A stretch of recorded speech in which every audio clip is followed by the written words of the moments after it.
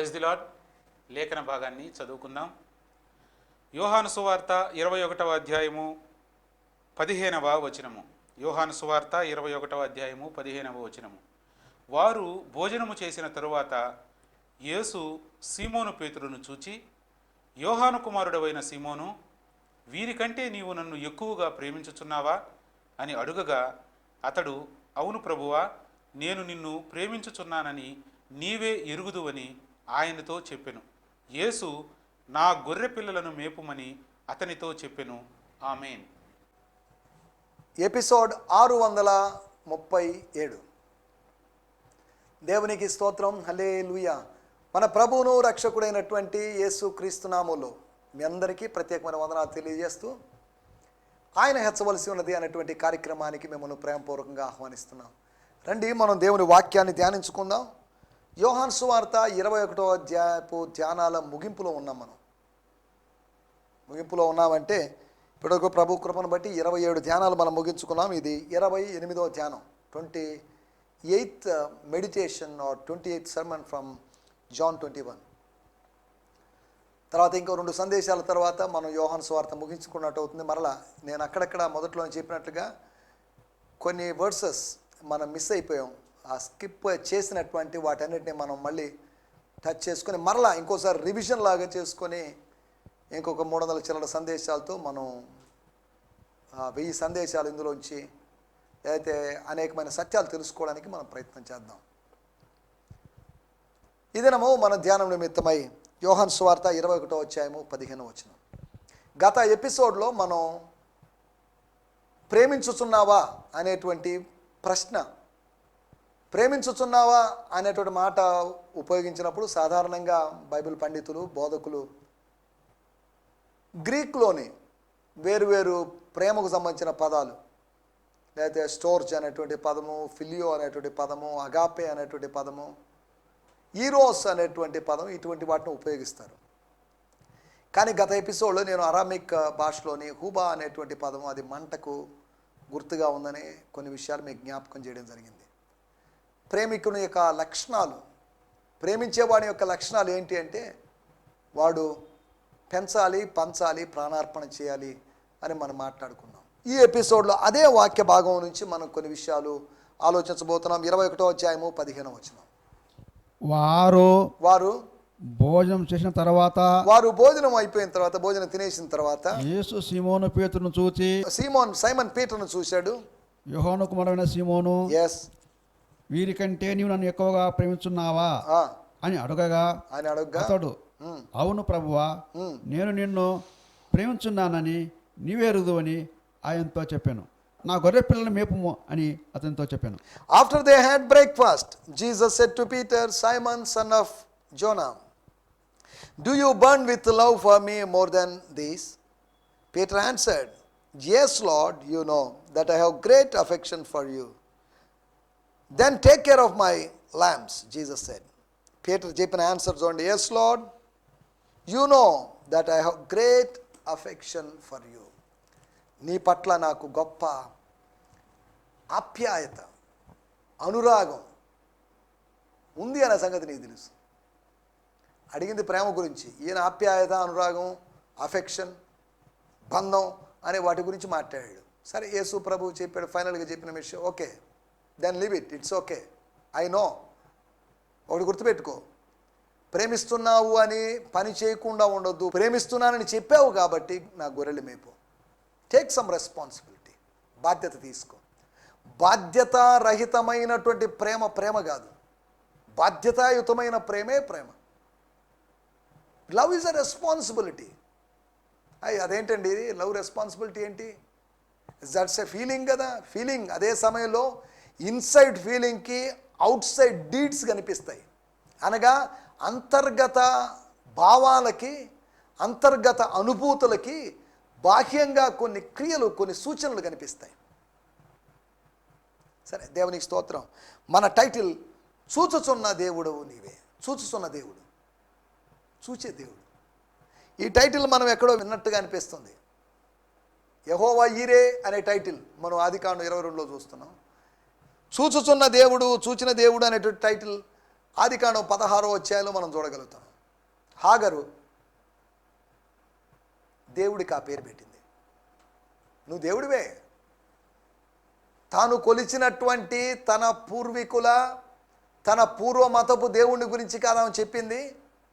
అబ్రహాము సేవిస్తున్నటువంటి, శారా సేవిస్తున్నటువంటి, అబ్రహాము యొక్క కుమారుడు లేకపోతే తర్వాతి తరం వారు సేవించబోయేటువంటి దేవుని గురించి, యెహోవా దేవుని గురించి ఆమె మాట్లాడుతుంది. చూచుచున్న దేవుడు నీవే. మన దేవుడు చూచేటువంటి దేవుడు.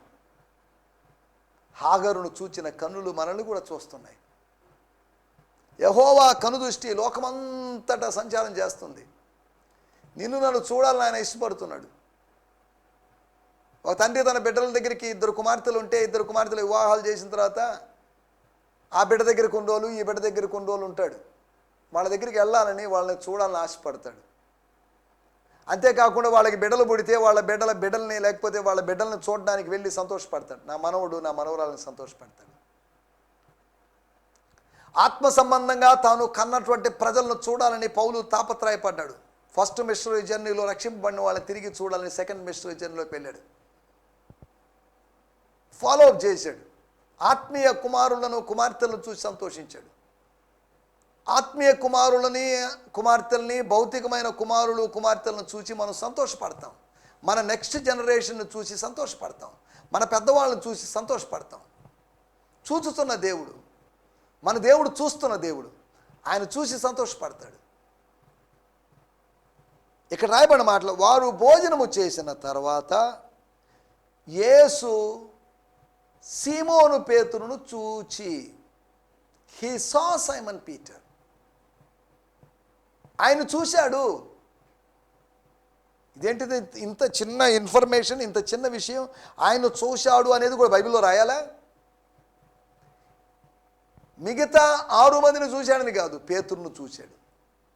యేసు ప్రభు యొక్క చూపులో ఒక అర్థం ఉంది. కొంతమంది చూపుల్లో అర్థాలు ఉంటాయి. అదొక ఎక్స్ప్రెసివ్ మూడ్గా ఉంటుంది. అయితే అదొక ఎక్స్ప్రెషన్ మనకు అర్థమవుతుంది. మా ఇంట్లో మేము పెంచుకునేటువంటి ఒక పెంపుడు కుక్క ఉంది, కుక్క పిల్ల ఉంది. దాన్ని చూసేటువంటి చూపుల్లో తేడాలు ఉన్నాయి. అది సంతోషంగా ఉన్నప్పుడు ఒక విధంగా, నాకు కోపం వచ్చి ఎక్కిన మంచాన్ని దిగమని చెప్పినప్పుడు, అది దీనంగా చూస్తున్నప్పుడు, నేను ఆహారం తింటున్నప్పుడు నా దగ్గరికి వచ్చి చూసే చూపు, ఎన్ని కొద్ది తేడాలు ఉన్నాయి. ఒక జంతువు, ఒక నోరు లేని ఒక మూగ జంతువు తన భావాల్ని వ్యక్తం చేయిస్తున్నప్పుడు, అలాగైతే మాటలు తెలిసిన మనం కూడా మన భావాల్ని వ్యక్తం చేసే అవకాశం ఉంది, వ్యక్తం చేస్తుంటాం. యేసు పేతురును చూచాడు. యేసు పేతురును చూచిన సందర్భాలు మరి 3 సందర్భాలు మీకు జ్ఞాపకం చేయాలని ఆశిస్తున్నాను. యేసు పేతురునే కాదు, అందరినీ చూడగలడు, నిన్ను నన్ను చూడగలడు. చూచుతున్న దేవుడు నీవే. పేతురు కూడా ఈ పాట పాడుకోగలడు, చెప్పుకోగలడు ఈ మాట. చూచుతున్న దేవుడు నీవే, నన్ను చూచావు. పునరుత్థానుడైన తర్వాత తిబెరయ సముద్ర తీరాన నువ్వు నన్ను చూచావు. అలనాడు ఇదే సరస్సు తీరాన, ఇదే సముద్ర తీరాన చూచాడే. సేవ చేయడానికి ముందు 3.5 సంవత్సరాల క్రితం అప్పుడు చూసిన వాడు ఇప్పుడు కూడా చూస్తున్నాడు. అప్పుడు చూపుకి ఇప్పుడు చూపుకి తేడా ఉంది. అప్పుడు పాపంలో ఉన్నప్పుడు, ఇప్పుడు పాపం చేసినప్పుడు సేమ్ పేతురే, అదే ప్రభువు, అదే పేతురు. ఈయనేం పాపం చేశాడండి అంటారేమో. పిలుపును కాదనుకొని, పిలుపును వద్దనుకొని, పిలుపు సరైందా కాదా అనేటువంటి నిశ్చయత లేకుండా మరలా చేపలు పడ్డానికి వెళ్ళిపోయాడే. విశ్వాసాన్ని బలపరుచుకొని మన ప్రభువు పునరుత్థానుడు కనుక ఇక ఊరుకోవడానికి వీల్లేదు. We have to do something. మనం ఏదో ఒకటి చేయాలి, ఆయన వెంట తిరగాలి అని అనుకోవాల్సిన శిష్యులు ఎవరు అనుకోలేదు అలాగా. ఆయన పునరుత్థానానికి ముందు, మరణానికి ముందు ఆయన వెనకాల తిరిగిన వాళ్ళు ఎవరు? ఆయన పునరుత్థానుడైన తర్వాత ఆయన వెనకాల తిరుగుద్దామనే ఆలోచన వాళ్ళకి ఎవరికి రాలేదు. స్తోత్రం. కానీ అపోస్తల కార్యము 4వ అధ్యాయంలో రాయబడింది, పేతురు యోహానుల ధైర్యము చూచి వీరు యేసుతో కూడా ఉండిన వారు. They were with Jesus. యేసుతో కూడా ఉన్నవారు. దేవుని స్తోత్రం. అనగా యేసు పునరుత్థానుడైన తర్వాత 40 రోజులు భూమి మీద సేవ చేస్తున్నప్పుడు తిరిగిన వాళ్ళని కాదు, ముందు ఉన్నవాళ్ళు, ముందు తిరిగిన వాళ్ళు. లోకము అలా మనల్ని గుర్తుపెట్టుకుని మన ఉనికిని చెప్పాలంటే యేసు ప్రభు భక్తులండి, యేసు ప్రభు బిడ్డలండి, యేసు ప్రభు దాసులండి అని ఇలా వేరు వేరు పేరుతో చెప్పే అవకాశం ఉంది. మనం ఆలోచిస్తున్న విషయాల్లోకి వచ్చేద్దాం. చూచుతున్న దేవుడు ఏం చేస్తున్నాడు? పేతురుని ఏం చూశాడు? నెంబర్ 1 మనం చదువుకున్న మాటలోకి వచ్చేద్దాం. యోహాను సువార్త 1వ అధ్యాయము 42వ వచనం. 1వ అధ్యాయము 42వ వచనం. యేసునొద్దకు అతను తోడుకొని వచ్చెను. మెస్సియాను మాటకు అభిషక్తుని అర్థము. యేసు అతని వైపు చూచి, యేసు అతని వైపు చూచి అనగా పేతురు వైపు చూచి, నీవు యోహాను కుమారుడవైన సీమోనువు, నీవు కేఫా అనబడదువని చెప్పి, నీవు కేఫావి అనబడతావు. నేను చదువుతాను. So he brought him to Jesus and Jesus looking at him said, you are Simon the son of John, you will be called Cephas, which when interpreted means Peter or a stone. దేవుని స్తోత్రం. మొట్టమొదటి విషయం, యోహాను సువార్త 1వ అధ్యాయంలో ఆయన పేతురును చూచాడు. ఫస్ట్ సారి చూడడం,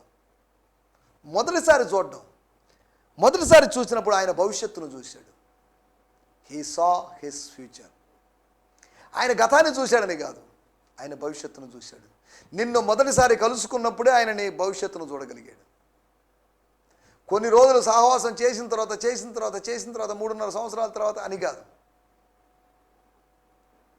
నిన్ను స్టార్టింగ్లోనే నీ భవిష్యత్తు చూశాడు. నీ వర్తమానంలోనే నీ భవిష్యత్తును చూశాడు. బాబు, ఇక మీదట నీ పేరు సీమోను కాదు, you are not Simon, you are Cephas అనగా కేఫస్ అంటే దాని అర్థం గ్రీకు భాషలో రాయి అని అర్థం.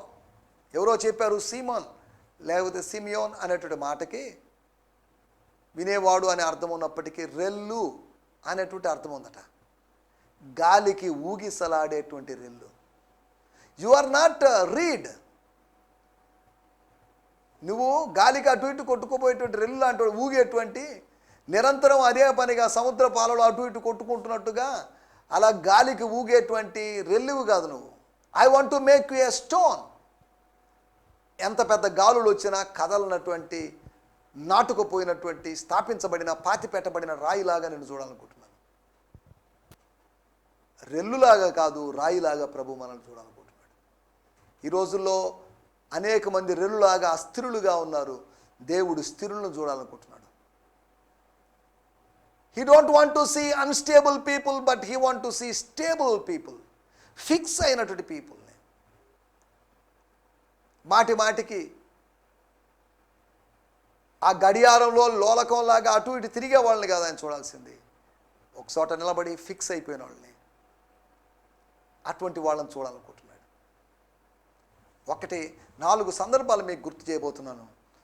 పేతురును ప్రభువు చూచిన దేవుడు.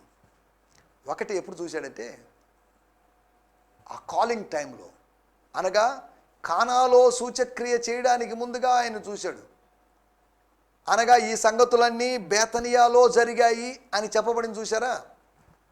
ఈ బేతనియా వేరు, యోహాను సువార్త 11వ అధ్యాయంలో ఉన్న బేతనియా వేరు.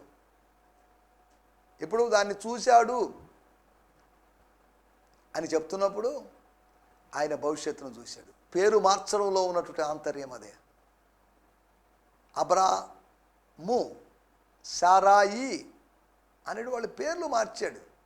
అబ్రహా హా అనేది చేర్చాడు, సారా హా అనేది చేర్చాడు. తన పేరును వాళ్ళ పేరుతో కలిపాడు. అదేంటది? తన పేరును వాళ్ళతో కలపడం ఏంటి? ఇలా కొన్ని పేర్లు ఆయన మారుస్తున్నాడు. యాకోబ్ అనేటువంటి పేరుని ఇస్రాయేల్, ఏల్ అనే పేరు. ఏల్ అంటే దేవుడు. ఇస్రాయి అనగా పోరాడేవాడు, పెనుగులాడేవాడు, అనగా దేవునితో పెనుగులాడేవాడు, పోరాడేవాడు. దేవునికి స్తోత్రం, హల్లెలూయా. పేర్లు మారుతున్నాయి. జీవితం మారినప్పుడు పేరు మారాలి, కానీ కొంతమంది పేర్లు మారిన జీవితం మారదు. అది విచారకరమైన విషయం. నీ జీవితం మారలేదా? నువ్వు పేరు మార్చుకోవాల్సిన అవసరం లేదు. నువ్వు బాప్తిజం తీసుకున్నావా? నీ జీవితం మార్చుకోవాలని తీర్మానం తీసుకున్నావా? దేవునికి స్తోత్రం. కానీ జీవితం మారకుండా ఎందుకు పేరు మారడం? ఆ పాత పేరుతోనే ఉంటే నష్టమే ఉంది. సరే, ఏదేమైనప్పటికీ వాటిలోకి వెళ్ళలేదు. నెంబర్ 1, మొట్టమొదటి విషయం, పేతురును చూచినటువంటి సందర్భం. పేతురును చూచాడంటే పేతురు యొక్క బాహ్య రూపాన్ని చూశాడని కాదు. సమూయేలు యెషయి ఇంటికి వెళ్ళి చూసి 7 మంది కుమారులను చూసి మోసపోయినట్టుగా ప్రభు మోసపోలేదు. దేవుడు నరుని యొక్క పై రూపాన్ని లక్ష్య పెట్టడు.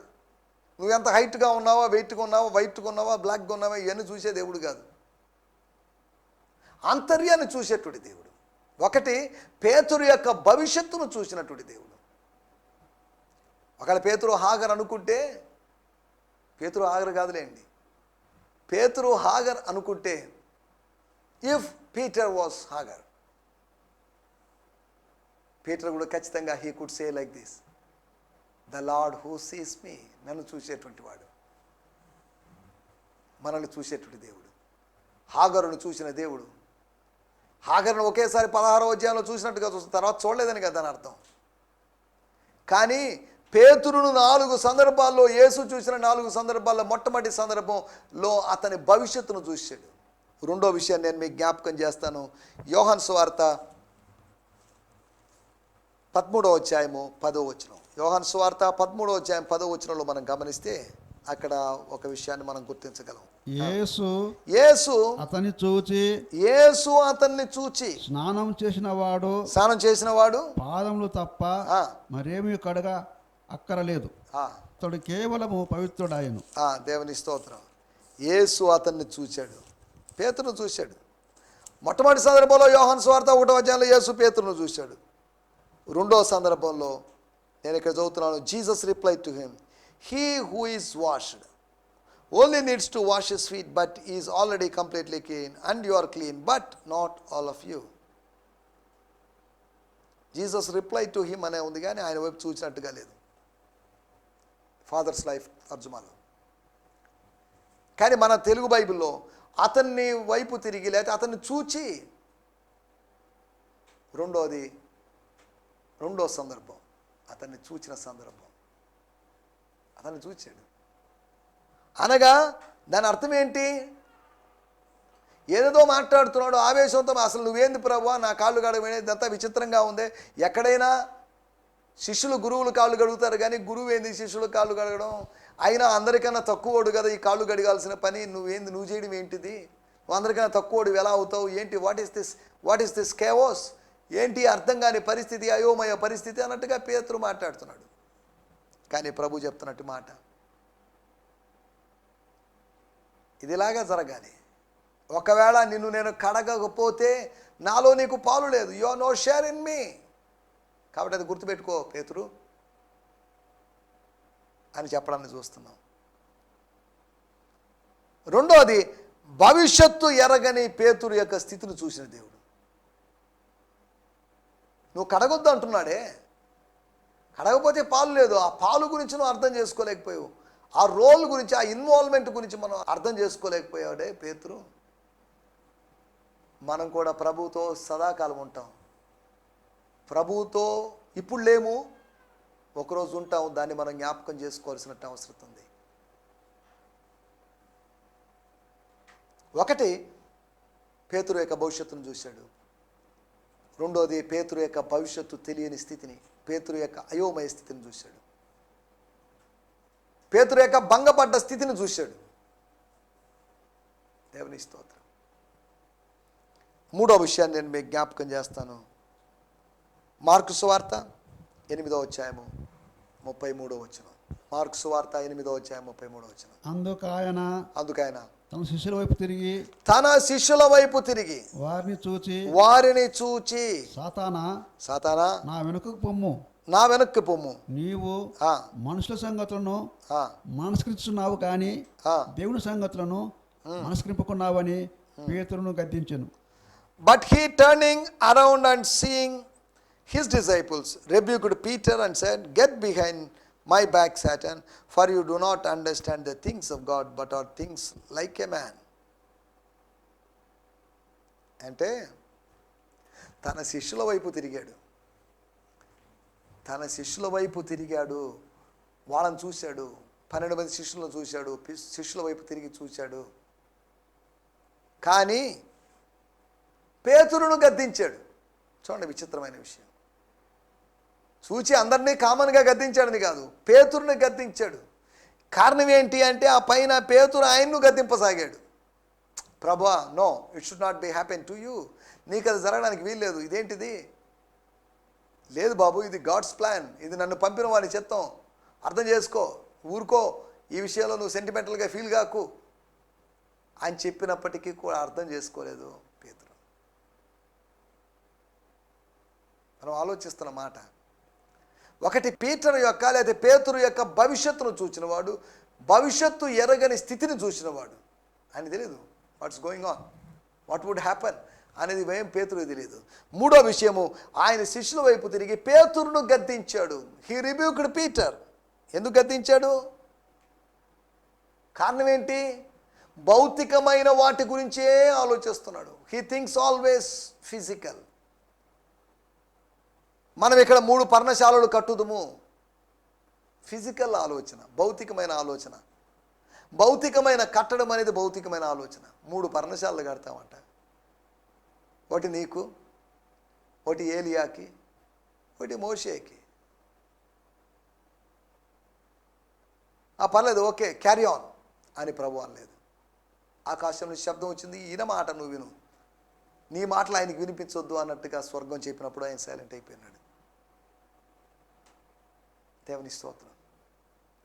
మనం ఆలోచిస్తున్నటువంటి మూడో విషయము, భౌతికమైన వాటి గురించే ఆలోచిస్తున్నట్టు పీటర్ని చూశాడు ప్రభు. చాలామంది భౌతికమైన వాటి గురించే ఆలోచిస్తుంటారు. ఎంతసేపటికి తిండి గురించి, బట్టల గురించి, డబ్బు గురించి, ప్రయాణాల గురించి, వీటి గురించి ఆలోచిస్తుంటారు. ఆత్మ సంబంధంగా శరీరానుసారమైన మనుషులు లేకపోతే శరీరానుసారులు శరీరమైన సంబంధమైన వాటి మీద మనసు పెడతారు. ఆత్మానుసారులు ఆత్మ సంబంధమైన వాటి మీద మనసు పెడతారు. ఎలా ఉన్నామా? దేని మీద మనసు పెట్టాం? దేని మీద మన మనసు లగ్నమైంది? మూడో విషయం మనం ఆలోచిస్తున్నాం. సరే, ఇప్పుడు శిష్యులందరి వైపు చూశాడు, పక్కన పెట్టేసేయండి. పేతురు వైపు చూచాడు, పేతురును గద్దించాడు. పేతురుతో చెప్పిన మాట, సాతానా నా వెనక్కు పో. పేతురు కాదు సాతాను. పేతురు వేరు, సాతాను వేరు. పేతురు సాతానుగా మారలేదు, పేతురు సాతానుడిగా మారలేడు. పేతురే కాదు, ఎవరు సాతానులాగా సాతానుడే, పేతురే. మరి సాతానా నా వెనక్కు పొమ్మన్నాడేంటి? పేతురు మనసులో, మస్తిష్కంలో, మైండ్లో సాతాను యొక్క ఆలోచన వచ్చింది. అందుకని దాన్ని రిబ్యూక్ చేస్తున్నాడు, దాన్ని గద్దిస్తున్నాడు. అంతవరకే.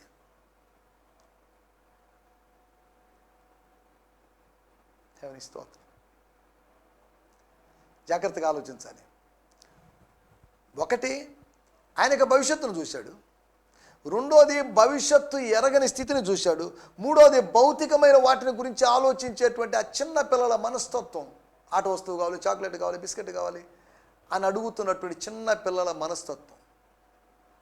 ప్రభువా, నువ్వు సిలువ వేయబడకూడదు, నువ్వు మనుషుల చేతికి అప్పగించబడకూడదు అనగా తండ్రి చిత్తాన్ని అర్థం చేసుకోలేక, యేసును పంపిన వాని చిత్తం అర్థం చేసుకోలేక ఒక అడ్డుగా, ఆటంకంగా నిలబడుతున్నాడు. దేవుని పరిచర్యలో ఉన్న వాళ్ళని డిస్టర్బ్ చేయకూడదు. వాడు దేవుని చిత్తాన్ని నెరవేరుస్తాడు. నూర్చెడు ఎద్దు మూతికి చిక్కం వేయద్దు. వాళ్ళు ఏదో పనిలో ఉన్నారు. Let them do the work, don't disturb them. భౌతికమైన వాటి గురించి ఆలోచించడానికి మనం పిలవబడలేదు. ఆత్మ సంబంధమైన వాటి గురించి ఆలోచించాలి. ఏవి రమ్యమైనవో, ఏవి ఖ్యాతి కలిగినవో, ఏవి పవిత్రములో, ఏవి న్యాయములో, వీటి మీద మనసు పెట్టుకోండి. ఎందుకు అవసరం వాటి మీద మీ మనసు? మీరు క్రీస్తు యేసుతో కూడా లేపబడిన వారైతే పైన ఉన్న వాటిని వెతకండి, కింద ఉన్న వాటిని వెతకదు. పైన ఏముంది, కిందే ఉంది. పైన క్రీస్తు ఉన్నాడు, కింద శరీర సంబంధమైన శోధనలు ఉన్నాయి. దేవుని స్తోత్రం. నాలుగో విషయాన్ని నేను మీకు జ్ఞాపకం చేస్తాను. ఒకటి, పేతురు యొక్క భవిష్యత్తును చూశాడు. రెండోది, భవిష్యత్తు ఎరగని స్థితిని, పేతురులోని భవిష్యత్తు ఎరగని స్థితిని చూశాడు. మూడోది, భౌతికమైన వాటి గురించి ఆలోచించేటువంటి ఒక కార్నల్ మైండ్, ప్రకృతి సంబంధమైన మనిషినే చూశాడు. అతని మనసు ప్రకృతి సంబంధమైన మనసు. దేవుని స్తోత్రం. 4వ విషయం ఇదే మనం చదువుకున్న మూలవాక్యం 15వ వచనం. అక్కడ రాయబడిన మాట. స్తోత్రం. వారు భోజనం చేసిన తర్వాత యేసు సీమోను పేతురును చూచి, యోహాను కుమారుడైన సీమోను, వీరికంటే నీవు నన్ను ఎక్కువగా ప్రేమిస్తున్నావా అని అడగగా అతడు, అవును ప్రభువా, నేను నిన్ను ప్రేమించున్నానని నీవే ఎరుగుదువని ఆయనతో చెప్పాను. యేసు, నా గొర్రె పిల్లల మేపమని అతనితో చెప్పాను. గొర్రె పిల్లలను మేపమంటే ఈ 6 మందిని వేసుకొని వచ్చినట్టు అప్పుడప్పుడు నేను తిరిగి ఆరోహణం వెళ్ళిపోయేంత వరకు, తండ్రి దగ్గరికి వెళ్ళేంత వరకు వాళ్ళని తీసుకుని చేపలు పట్టడానికి, ఫిషింగ్కి అక్కడిక్కడికి వెళ్ళమని కాదు దాని అర్థం. దేవుని స్తోత్రం. Love is a responsibility, is a divine responsibility. ఎవరో కోర్టు వాళ్ళు ఇచ్చిన బాధ్యత కాదు ప్రేమ. ప్రేమ అంటే మతం ఇచ్చిన బాధ్యత కాదు, అది మనసు, హృదయం ఇచ్చిన బాధ్యత. అది దేవుని స్తోత్రం. హల్లెలూయా. 4వ మాట, బోధను అంగీకరించకపోవడాన్ని చూశాడు. He saw that Peter could not receive his teaching or doctrine or as exhortation. పేతురు బోధన అంగీకరించలేదు, ప్రేమించమని చెప్పాడు. మీరు ఒకరినొకడు ప్రేమించిన ఎడల మీరు నా శిష్యులు అవుతారండి.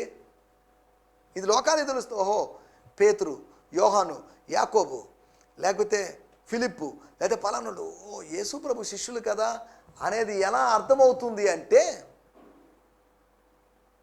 ప్రేమించడం ద్వారా. కాబట్టి ఆ ప్రేమను ప్రాక్టికల్ చేయలేకపోయాడు. వీళ్ళందరూ వదిలిపెట్టాను, నేను నిన్ను వదిలిపెట్టాను చెప్పాడే.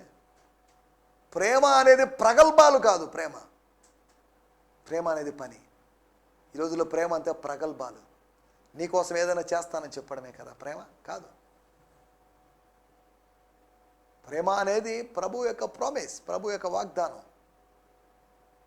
ప్రభు చేసిన పని కూడా అందులో కనిపిస్తుంది. దేవుని స్తోత్రం. హల్లెలూయా. దయచేసి తల్లోంచండి, చిన్న ప్రార్థన చేసుకుందాం. అందరం కలుపుకుందాం, చిన్న ప్రార్థన చేసుకుందాం. పేతురును 4 సార్లు చూశాడు ప్రభు. యోహాను సువార్త 1వ అధ్యాయంలో చూశాడు, యోహాను సువార్త 13వ అధ్యాయంలో చూశాడు, మార్కు సువార్త 8వ అధ్యాయంలో చూశాడు. ఇలాగా ప్రభు పేతురును చూసిన సందర్భాలు. అనగా పేతురు యొక్క భవిష్యత్తు ఎరగని స్థితిని, భౌతికమైన వాటినే ప్రేమించేటువంటి స్థితిని, బోధన అంగీకరించలేని స్థితిని. పరిశుద్ధమైన ప్రభువా, మా జీవితాల్లో కూడా మమ్మల్ని చూస్తున్నావు, వేరు కోణాల్లో చూస్తున్నావు. ఎక్కడ లోపంగా ఉందో మమ్మల్ని చూస్తున్నావు, ఎక్కడ షార్టేజ్ ఉందో, ఎక్కడ సమస్య ఉందో ఇవన్నీ చూస్తున్నావు. కనుక మమ్మల్ని చూస్తున్నప్పుడు మేము అనేకమైన బలహీనతలతో, సిగ్గుతో, అవమానంతో మేము ముందు నిలబడుతున్నాం. కనుక మమ్మల్ని సరిచేయమని వేడుకుంటున్నాం ప్రభు. దేవా, మీరు మాకు వినిపించిన సత్యముల కొరకే మీకు వందనం చెల్లిస్తాం. యేసుక్రీస్తు నామములోనే ప్రార్థించడుగుతున్నాం పరమ తండ్రి. ఆమేన్, ఆమేన్. స్తోత్రం. ప్రభు అయిన యేసుక్రీస్తు నామములో మీ అందరికీ మరొక పర్యాయం ప్రత్యేకమైన వందనాలు తెలియజేస్తున్నాను. May God bless you. Hallelujah. ఈ సందేశము మీకు ఆశీర్వాదకరంగా ఉందని నమ్ముచున్నాము. ప్రార్థన అవసరతల కొరకు మమ్మల్ని సంప్రదించవలసిన మా చిరునామా గిద్యోన్ మిషన్ చర్చ్, 6వ వీధి, శాంతినగర్, నెల్లూరు 4, ఆంధ్రప్రదేశ్. పిన్ 524004. మా ఫోన్ నంబర్లు 7036443613 మరి ఒక నంబర్ 9392293010. మా ఈమెయిల్ ఐడి gfihmi2015@gmail.com. దేవుడు మిమ్మును ఆశీర్వదించునుగాక. ఆమేన్.